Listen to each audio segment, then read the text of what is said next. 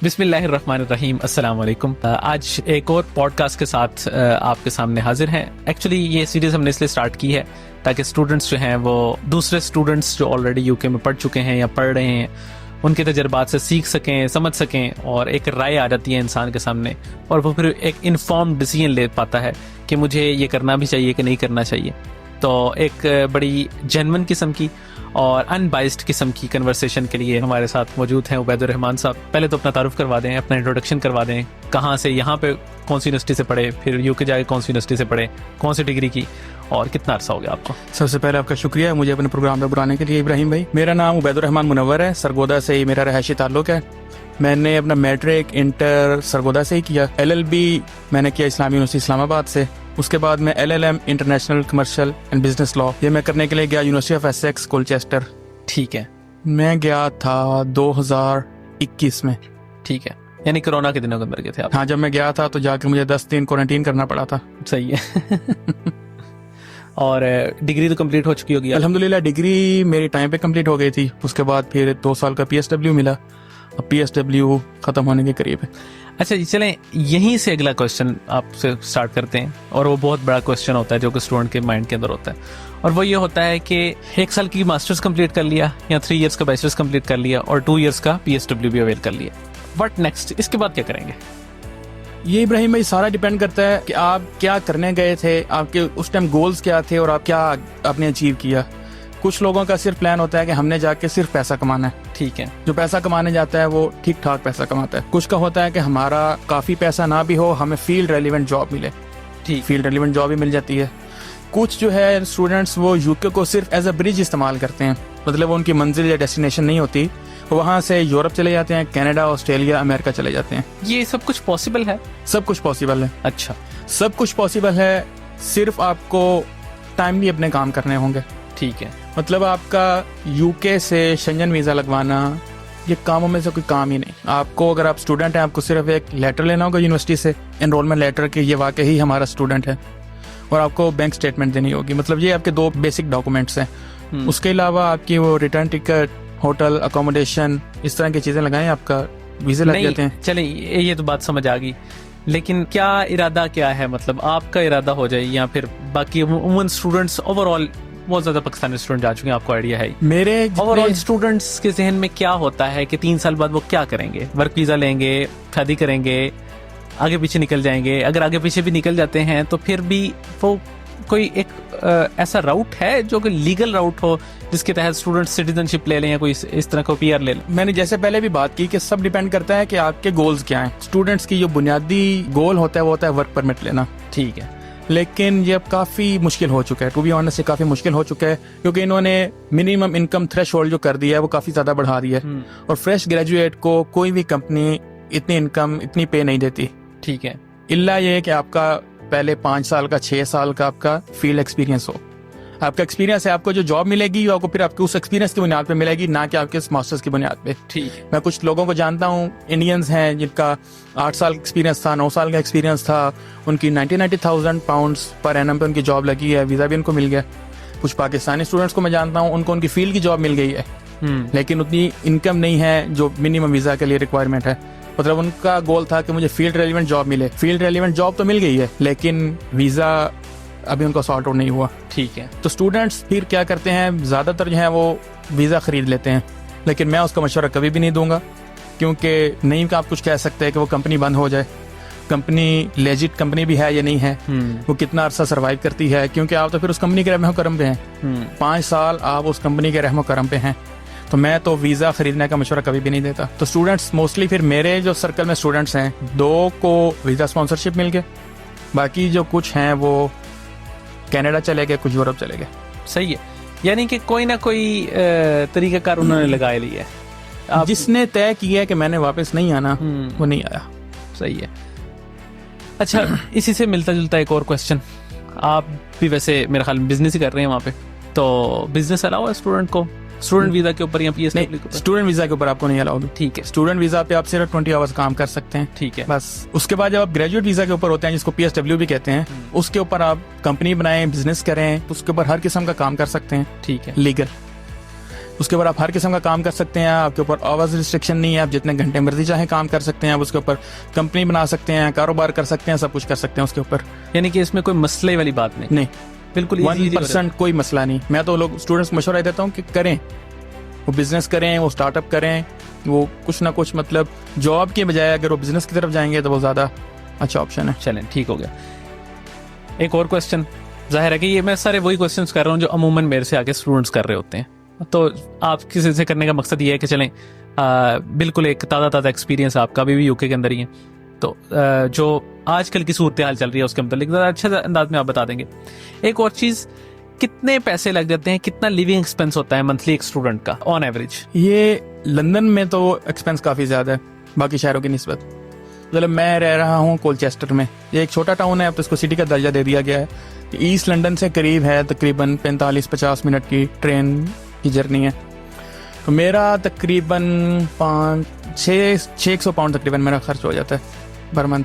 Total 600 pounds के अंदर 600 pound में तकरीबन पूरा मंथ गुजर इसको जाता जरा है। ब्रेक डाउन कर देंगे।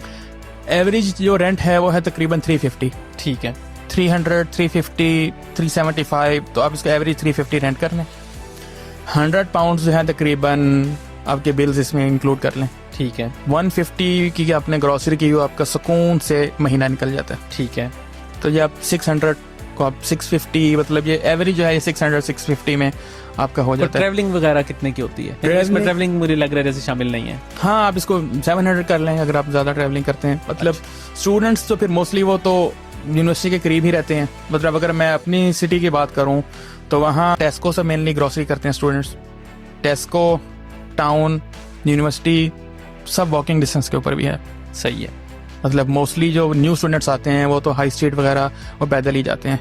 अब बसों की भी आप ट्रैवलिंग करें तो कोई बहुत ज़्यादा नहीं बनती, मतलब कोई बहुत ज़्यादा ट्रैवलिंग नहीं है। अगर आप उसको शामिल भी करें तो आप उसके 100 पाउंड ऐड कर लें। बिटवीन 600 to 700 एक स्टूडेंट इजीली आपका मंथ गुजर जाता है। 700 में तो इजीली आपका मंथ गुजर जाएगा।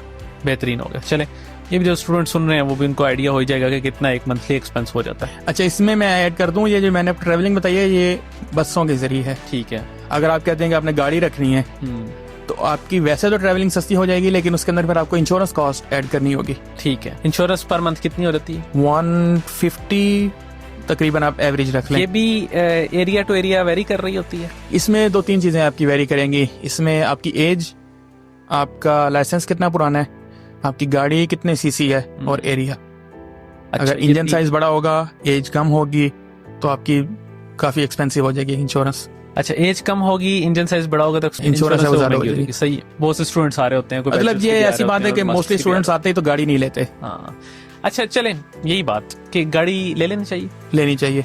उसकी क्या वजूहत है? मैं तो स्टूडेंट्स को मशवरा दूंगा कि आते ही आपको गाड़ी ले लेनी चाहिए। उसकी वजह कितने की आ जाती है गाड़ी? 1000 पाउंड तक आपको अच्छी गाड़ी मिल जाएगी। अच्छा, ठीक है। मतलब आप पाकिस्तानी लाइसेंस के ऊपर 1 साल यूके के अंदर ड्राइव कर सकते हैं, तो आपको वो पूरा साल जो है उसका फ़ायदा उठाना चाहिए, क्योंकि आपको अल्टीमेटली अगर आपने वहाँ रहना है और आपने गाड़ी रखनी है तो आपको तो फुल यूके ड्राइविंग लाइसेंस लेना ही होगा। तो बेहतर यही है कि जब आप लीगली ड्राइव कर सकते हैं तो उसके दौरान आप सारे रूल्स एंड रेगुलेशन से वाकिफ़ हो जाएंगे। मेन चीज़ वहाँ आप भी यूके रहे हैं, मेन मसला हमारे स्टूडेंट्स को होता है राउंड अबाउट्स का। ऐसे ही वो राउंड अबाउट्स का, लेन डिसिप्लिन और ये सारी चीज़ों से आप वाकिफ़ हो जाएंगे तो आपके लिए लाइसेंस पास करना बहुत ईजी हो जाएगा। दूसरी चीज़, इसी से रेलिवेंट आप आगे सवाल भी करेंगे, जॉब्स। आपके पास गाड़ी होगी तो आपके लिए जॉब्स बहुत ईजी हो जाएंगी। सही है। अगर आपको बसों से ट्रैवल करना हो जॉब्स के लिए वो तो आपके लिए काफ़ी डिफिकल्ट हो जाएगा। बस पे आपके अगर आपके 2 घंटे लगते हैं तो गाड़ी पे आपके 30 मिनट लगेंगे।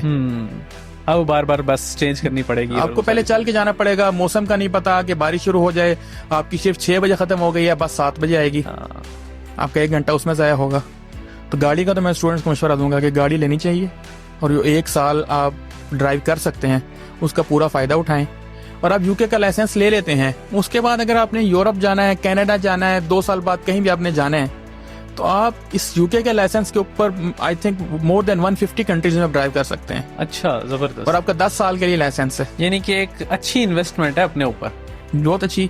और ये कोई बहुत ज्यादा इन्वेस्टमेंट भी नहीं है। मेरा कजन ही है, उसने 1 लेसन भी नहीं लिया। अच्छा चलें, यही बात आ गई, मैं भी मेरे जहन में यही आ रहा था कि how to get UK driving licence. इसके ऊपर जरा एक से 2 मिनट के अंदर अगर कोई आपकी गाइडेंस हो तो बता दें। अच्छा, सबसे पहली बात, आपका फुल ड्राइविंग लाइसेंस नहीं भी है तो सबसे पहले जाते ही आपने जब BRP ले लिया, आपका बैंक अकाउंट ओपन हो गया, सबसे पहले जो डॉक्यूमेंट आपने लेना है वो है प्रोविजनल ड्राइविंग लाइसेंस। ठीक है। पाकिस्तान में उसको अब लर्नर लाइसेंस कहते हैं, वहाँ आपका होगा प्रोविजनल ड्राइविंग लाइसेंस। ये आपका वाहिद डॉक्यूमेंट है जिसके ऊपर आपका एड्रेस लिखा हुआ है। ना आपके पासपोर्ट पे आपका एड्रेस लिखा हुआ है, ना आपके BRP पे एड्रेस लिखा हुआ है, किसी और डॉक्यूमेंट पे एड्रेस नहीं लिखा हुआ। तो ये आपकी वहाँ पे आइडेंटिटी है। आपने बैंक अकाउंट ओपन करवाना है, कहीं पे भी आपसे वो ID मांगते हैं, तो प्रोविजनल ड्राइविंग लाइसेंस जो है ये आपका एज ए ID वहाँ यूज हो जाता है। ठीक है। इसमें लोगों के जहन में कितने पैसे लगते हैं इसके ऊपर? 34 पाउंड आई थिंक। 24 पाउंड। ठीक है। इसके 2 तरीके हैं, अगर आप पोस्ट ऑफिस से करते हैं या ऑनलाइन करते हैं। मैंने ऑनलाइन ही किया था, आई थिंक 34 पाउंड लगे थे। इसमें लोगों के जहन में एक मिसकंसेप्शन होती है कि उसके अंदर एक शिक लिखी होती है कि 180 डेज, कि अगर आप 180 डेज रहे हैं तब आप अप्लाई कर सकते हैं। तो वो स्टूडेंट समझते हैं कि हम ये 6 माह के बाद अप्लाई कर सकते हैं, जबकि ऐसा नहीं है। अच्छा। मैंने दूसरे मंथ ही अप्लाई कर दिया था। ठीक है। वो बेसिकली उन लोगों के लिए है जिनका मिसाल के तौर पे विजिट वीजा है 6 माह का, उन्होंने तो वहाँ इतना रहना ही नहीं है। तो ये उन लोगों को मना करने के लिए है। आप जो है जाते ही प्रोविजनल ड्राइविंग लाइसेंस अप्लाई कर सकते हैं। कर दिया।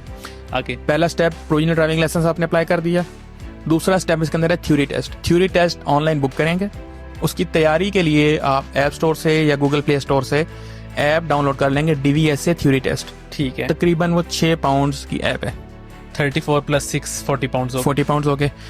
और थ्योरी टेस्ट की मुझे कॉस्ट नहीं पता, एग्जैक्टली नहीं याद, पता नहीं 76 पाउंड है या 50 पाउंड जितनी भी है, यानी कि उसकी भी कोई ना कोई कॉस्ट। उसकी भी चलिए cost हम है। हायर पे जाते हैं 70। ठीक है। वो आप थ्योरी टेस्ट 110 होगा। वो थ्योरी टेस्ट आप पास कर लेंगे। ठीक है। थ्योरी टेस्ट के बाद टेस्ट कितने नंबर का होता है, पास हो जाता है? थ्योरी टेस्ट के 2 पार्ट्स होते हैं। पहला होता है MCQ बेस्ड, दूसरा होता है हैजर्ड्स, और ये इजीली पास हो जाता है। मैंने अपना 3-4 दिन में पास किया था। ठीक है। फर्स्ट अटेम्प्ट में पास कर लिया था। उसमें 44 आई थिंक, जो 42 मतलब 40 प्लस मार्क्स आपको लेने होते हैं 50 में से। सही है। दूसरा होता है हैजर्ड्स। हैजर्ड्स का जो पार्ट है उसमें आपको बेसिकली वीडियोस दिखाई जाती हैं, उसमें अपने पोटेंशियल हैजर्ड आइडेंटिफाई करना होता है कि क्या चीज़ आपकी ट्रैफिक के रवाने को मुतासर कर सकती है। अमूमन वीडियोस इस तरह की होती हैं कि आप गाड़ी रोड पे जा रही है, एकदम कोई जानवर आ गया, कोई बच्चा रोड पे आ गया, मतलब ये कोई साइंस नहीं है, कोई बहुत मुश्किल साइंस नहीं है, लॉजिक के क्वेश्चंस हैं, सिंपल। इजीली कोई बंदा ड्राइव कर रहा है वो इजीली आइडेंटिफाई कर सकता है कि क्या हैजर्ड है। ठीक है। आपने थ्योरी टेस्ट पास कर लिया, उसके बाद आपको स्लॉट बुक करनी होती है प्रैक्टिकल ड्राइविंग लाइसेंस के लिए। ठीक है। इसमें अब लोगों को काफी मुश्किल का सामना करना पड़ता है कि उनको इजीली स्लॉट नहीं मिलती। उसका ट्रिक यह है कि एक ऐप है टेस्टी के नाम से, TESTI। ठीक है। तकरीबन 9-10 पाउंड की उसकी सब्सक्रिप्शन मिलती है। आप UK में कहीं पे भी किसी भी डेट का ड्राइविंग टेस्ट बुक कर लें। ठीक है। फिर आप उसको अपनी लोकेशन बताएंगे कि मुझे यहाँ पे ड्राइविंग टेस्ट चाहिए, जैसे ही कोई स्लॉट अवेलेबल होगी आपको नोटिफाई कर देगा। अच्छा, यानी कि बॉट टाइप है ये। हाँ, आप इसको बॉट समझ लें। सही है। कि ये आपको फौरन बता देगा कि ये स्लॉट अवेलेबल है। अगर आपने लंदन की आपको स्लॉट नहीं मिल रही है, आप कहीं की कर लें, आप मैनचेस्टर की बुक कर लें, बर्मिंघम की कर लें, कहीं की कर लें, और टेस्टी के आप 10-11 पाउंड की सब्सक्रिप्शन ले लें। जैसे ही कोई लंदन की आपके एरिया की स्लॉट अवेलेबल होगी आपको फौरन नोटिफाई कर देगी। ठीक हो गया। 120 पाउंड हो चुके हैं मजीद। इसके तकरीबन कोई 76 pound I think so, I am not sure. जो उसकी प्रैक्टिकल जो स्लॉट है उसके फिर ज्यादा से तकरीबन आप इसको लमसम कर लें 200 पाउंड। 200 से अगर आपको बीच में लेसन भी ले लेते हैं कोई 2 घंटे का तो 300 पाउंड मैक्स। हेलो, मैं आपको अपने कजन की बता रहा था, उसने एक भी प्रैक्टिकल ड्राइविंग लाइसेंस का लेसन नहीं लिया। ठीक है। वो पहली अटेम्प्ट पे गया है बगैर किसी लेसन के। लेसन मींस इंस्ट्रक्टर उससे पहले आपको बताते हैं, मतलब मैंने कुछ लेसन लिए थे, वो आपको बेसिक रूल्स बताएंगे कि राउंड अबाउट। यानी कि कोई बंदा, कोई इंस्ट्रक्टर आपके साथ बैठ जाता है और वो प्रैक्टिकली आपको करके दिखाता है? नहीं, गाड़ी आप ही चला रहे होंगे। अच्छा। वो आपको बेसिकली बताएगा कि राउंड अबाउट में आपने कौन सी लेन से एंटर होना है, आपने इशारा कहाँ पे देना है, आपने मुड़ते हुए जो ब्लाइंड स्पॉट्स हैं वो आपने कितनी गर्दन घुमा के देखने हैं। ठीक है। इस तरह की आपको बेसिक चीजें बताएंगे। चले, सही है। अगर इंस्ट्रक्टर आपको जो है जिनको बिल्कुल गाड़ी नहीं चलानी आती उनको 0 से भी सिखा देते हैं, लेकिन वो बहुत कॉस्टली हो जाता है। ठीक है। ये मैंने आपको सारी कॉस्ट उसकी बताई है जिसको ऑलरेडी गाड़ी चलानी आती है। ठीक है, ठीक है, ठीक है। अच्छा, ये चलें, खुदा न खास्ता ड्राइविंग लाइसेंस आपको फेल हो जाए, फिर ड्राइविंग टेस्ट जो होता है दूसरी दफा दें, तीसरी दफा दें। लोगों को मैं जानता हूँ जिनका पांचवी दफा में पास हुआ है। अच्छा, यानी कि ये कोई प्रॉब्लम नहीं है कि आप कितनी दफा दें? नहीं, कोई इशू। आपका जो थ्योरी टेस्ट है वो मेरे ख्याल है 2 साल के लिए वैलिड होता है। 2 सालों में जितनी दफा 2 दफा में 2 साल उसके दौरान आप कर लें। अगर आपका थ्योरी टेस्ट एक्सपायर हो गया और आपने प्रैक्टिकल नहीं पास किया, फिर दोबारा से थ्योरी करें, फिर दोबारा से प्रैक्टिकल करें। ठीक है चलें, ये बहुत डिटेल के अंदर आपने समझा दिया कि how to get driving licence in UK. ये तो अच्छा हो गया। जाहिर है कि बहुत से स्टूडेंट्स के जहन में ये ख्यालात होते हैं, तो देख लीजिएगा ये वीडियो और सेव कर लीजिए मैं अपने पास। एक और चीज ऐड कर दूं, इसको प्रायोरिटी पे कराना चाहिए। प्रायोरिटी पे इसलिए करना चाहिए कि स्टूडेंट्स जब जाते हैं तो वो जॉब्स के अंदर सिक्योरिटी करते हैं, डिलीवरी करते हैं। कुछ लोग जो है फिर वो टैक्सी करना चाहते हैं, उबर के साथ करना चाहते हैं, लोकल जो टैक्सी होती है वो करना चाहते हैं। उसके अंदर इनकी रिक्वायरमेंट के अंदर है, कई जगह पे 1 साल है, कई जगह पे 3 साल है, कि आपका कम से कम 1 साल पुराना ड्राइविंग लाइसेंस यूके का। सही है। अगर आपने अपनी डिग्री के दौरान ही लाइसेंस आते ही आपने ले लिया है, तो जैसे ही आपका PSW होता है, आपको कोई और जॉब नहीं मिल रही है, आप अगर टैक्सी करना चाहते हैं टैक्सी करें। सही है, बिल्कुल ठीक। नेक्स्ट क्वेश्चन, और बहुत ही फेमस तरीन क्वेश्चन, जॉब्स। सुना है यूके के अंदर जॉब्स खत्म हो गई हैं? नहीं, ऐसी तो कोई बात नहीं है। जितने स्टूडेंट्स हैं सभी जॉब कर रहे हैं। वो बहुत से लोग ये भी तो कह रहे हैं कि जॉब तो खत्म हो गई है। जरा लोअर खोता होते जाके भी खोता। नहीं इसमें on a very very serious note, मतलब बहुत ज्यादा स्टूडेंट चले गए हैं ना।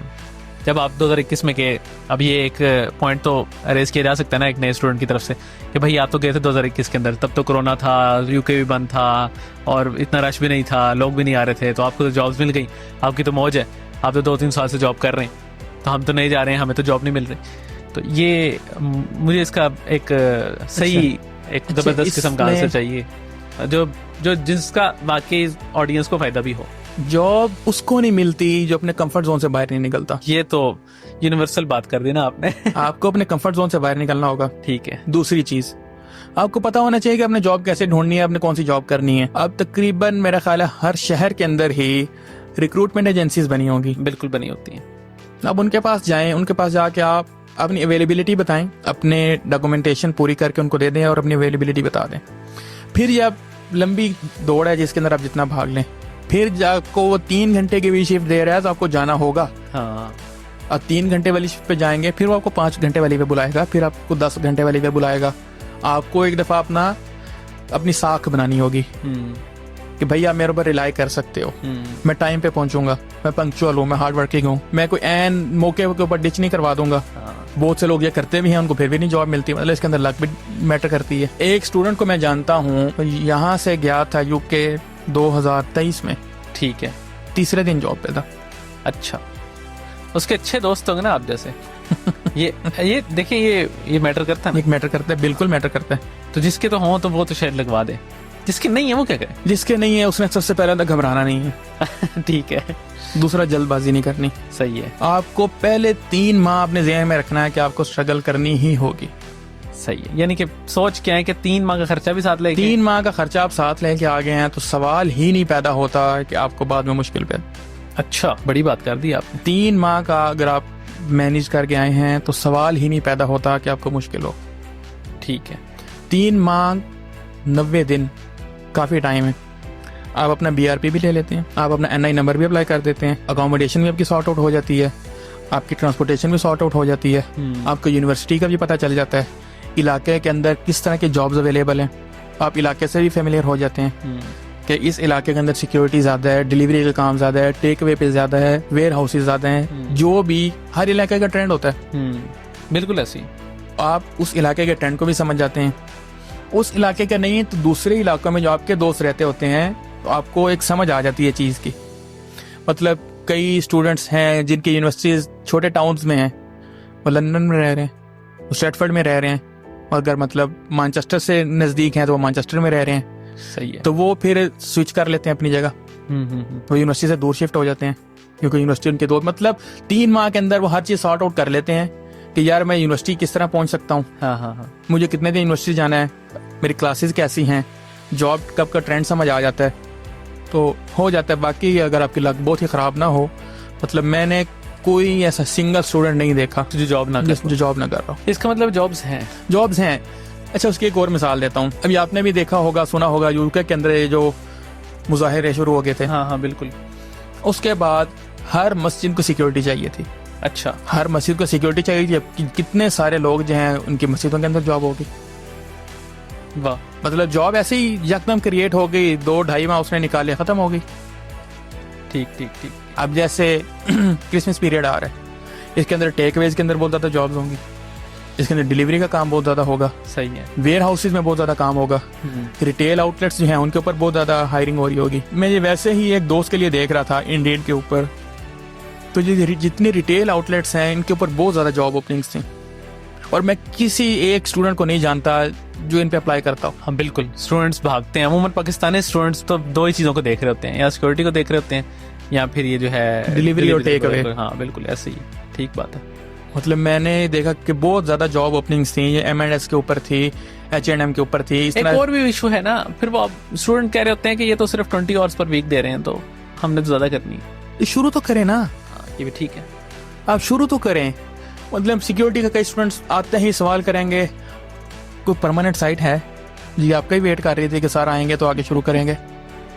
यार शुरू तो करो। हाँ बिल्कुल ठीक है, पाँव तो रखो, फिर आपकी जगह आपने खुद ब खुद अपनी जगह खुद बनानी है। दुरुस्त, ठीक है। आते ही पहला सवाल होगा परमानेंट स्टैटिक साइट है, नहीं है तो मैं नहीं कर रहा, फिर वो कंफर्ट जोन में चला गया। हाँ कंफर्ट जोन से निकलो, आपको रिटेल मिल रही है, 6 घंटे मिल रही है, 12 घंटे मिल रही है, 20 घंटे मिल रही है, आहिस्ता आहिस्ता आहिस्ता आहिस्ता आपका बन जाएगा।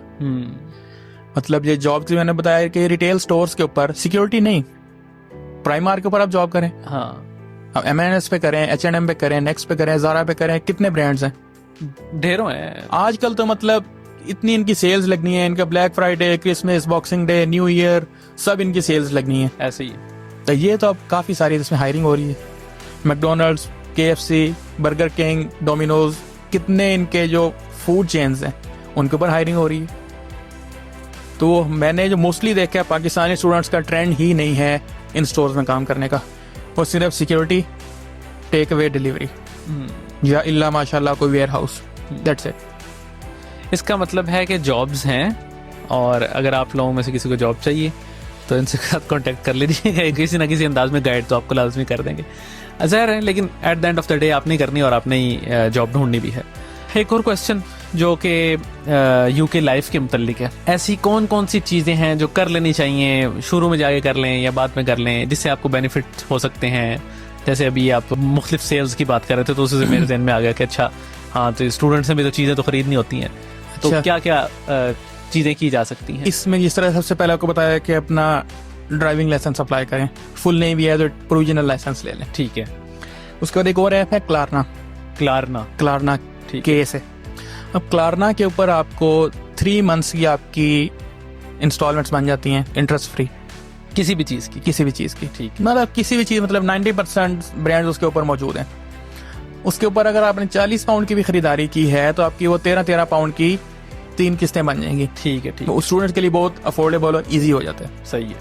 अगर आपकी ट्रेन से ट्रैवलिंग है, ट्रेल कार्ड बनवाएं, लाजमी बनवाएं। उसको मेरे ख्याल 33% ऑफ, आपका 1/3 उसके ऊपर ऑफ हो जाएगा। आपकी अगर 100 पाउंड की टिकट है तो आपकी 66 की हो जाएगी, तो आपकी ट्रैवलिंग कॉस्ट काफ़ी सारी बच सकती है उससे। सही है। तीसरी चीज़, क्रेडिट स्कोर। स्टूडेंट्स का जाते ही सवाल होता है कि मैं आईफोन कैसे ले सकता हूँ। ठीक है।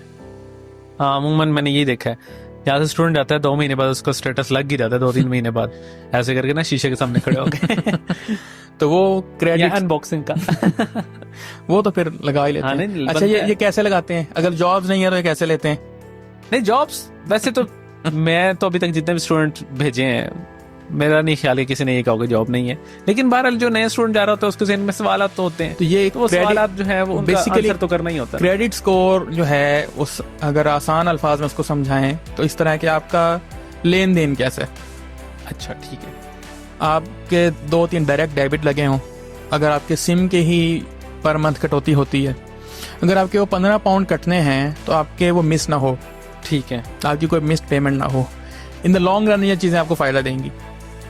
आपने कोई भी चीज़ लेनी है तो आपका क्रेडिट स्कोर चेक करेंगे। मतलब आपने आईफोन ही अगर मिसाल के तौर पे आप ख़रीद रहे हैं तो आपका क्रेडिट स्कोर चेक करेंगे, क्या ये बंदा अगर कोई लोन लेता है या क्रेडिट पे चीज़ लेता है तो ये टाइमली वापस कर देता है। आप करते रहेंगे तो आपका क्रेडिट स्कोर हाई रहेगा तो आपके लिए ज़्यादा ईजी होगा क्रेडिट पे चीज़ें लेना। ठीक है। मतलब आपका रेल कार्ड, क्लारना, क्रेडिट स्कोर, ये 3 चीज़ें आपकी ये फौरी तौर पे चाहिए। चलें, ज़बरदस्त है। आपने बहुत सी बातें जो हैं वो वाजे कर दी हैं। इसके मतलब भी बता दें कि अगर आपने किसी को UK बुलाना हो विज़िट के लिए, जैसे कोई बंदा मैरिड है, जैसे आप भी मैरिड हैं, आपने अपनी अहलिया को बुलाना हो या फिर अपने वालिदैन को बुलाना हो, तो इज इट पॉसिबल? बहुत ईजी है। आपने बुलाया? मैंने अपनी वाइफ को बुलाया। ठीक है, सही है। आपका जो कॉन्वोकेशन है वो आपके लिए बेस्ट मौका है अपने वालिदैन को बुलाने के लिए या अपनी वाइफ को बुलाने के लिए, अगर लड़की गई हुई है तो अपने हस्बैंड को बुलाने के लिए। ठीक है। उसमें आपको सिर्फ अपनी डॉक्यूमेंटेशन पूरी करनी है। बेसिक चीज़ उसमें यह है कि आप जो कुछ एप्लीकेशन के अंदर लिख रहे हैं, वीज़ा एप्लीकेशन के अंदर, वो उसके आपने एविडेंस भी देने हैं। अगर आप कह रहे हैं कि मैं एम्प्लॉयड हूँ, आपने उसकी पे स्लिप देनी है। आपने जितनी पे बताई हुई है कि मैं 80,000 पर मंथ अर्न करता हूँ, मैं 50,000 सेव कर लेता हूँ, 30,000 स्पेंड कर देता हूँ, आपकी बैंक स्टेटमेंट उससे मैच करनी चाहिए। आप पर्पज़ ऑफ विजिट बता रहे हैं कि मैंने कॉन्वोकेशन पे जाना है, वो वहाँ से आप कॉन्वोकेशन का कोई लेटर दें, टिकट्स दें, कोई चीज़ दें। मतलब बुनियादी चीज़ ये है कि जो कुछ आप वीज़ा एप्लीकेशन के अंदर लिख रहे हैं वो अपने अपने डॉक्यूमेंट्स से साबित भी करना है। वो मुश्किल चीज़ नहीं है, लग जाता है। मतलब मैंने अपनी वाइफ का वीज़ा लगवाया है, ठीक है, इसी कॉन्वोकेशन की बुनियाद पे लग गया।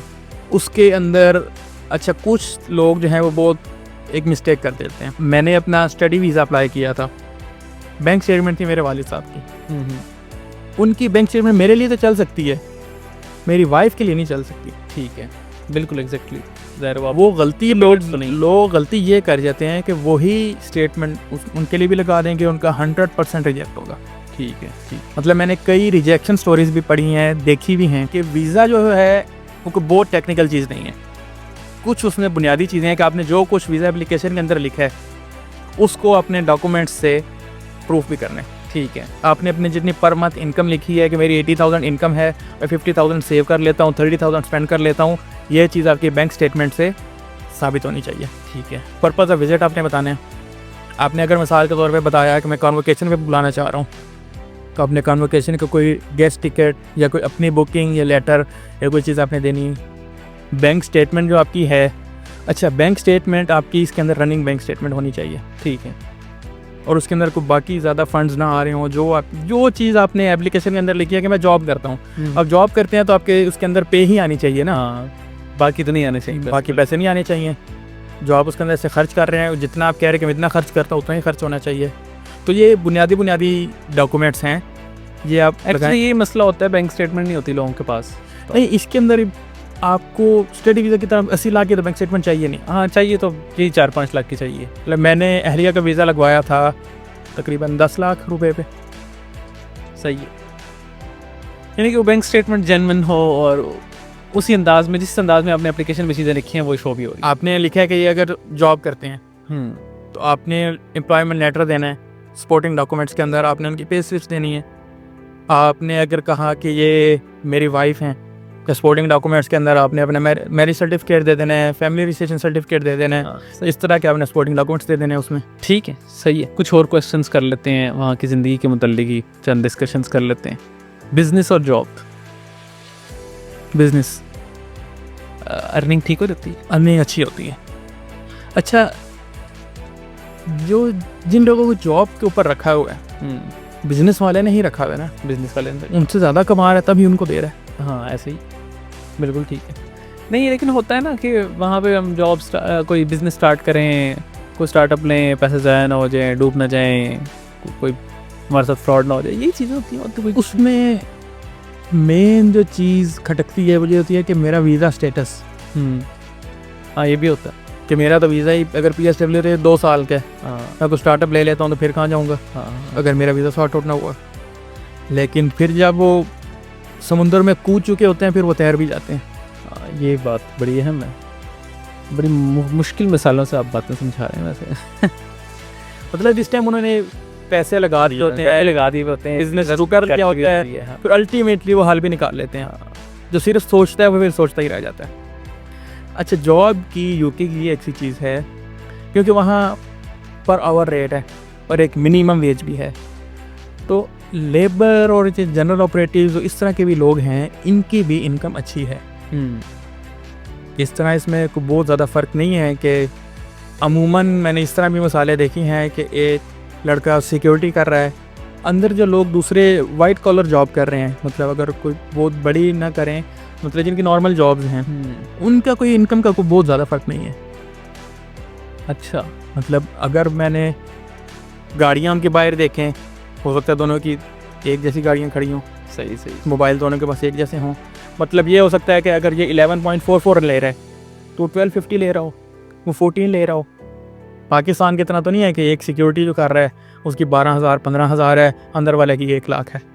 यानी कि मैसिव डिफरेंस। मैसिव डिफरेंस नहीं है वहाँ पे, लेकिन है। बिजनेस वाला फिर खुद बहुत ऊपर है। सही है।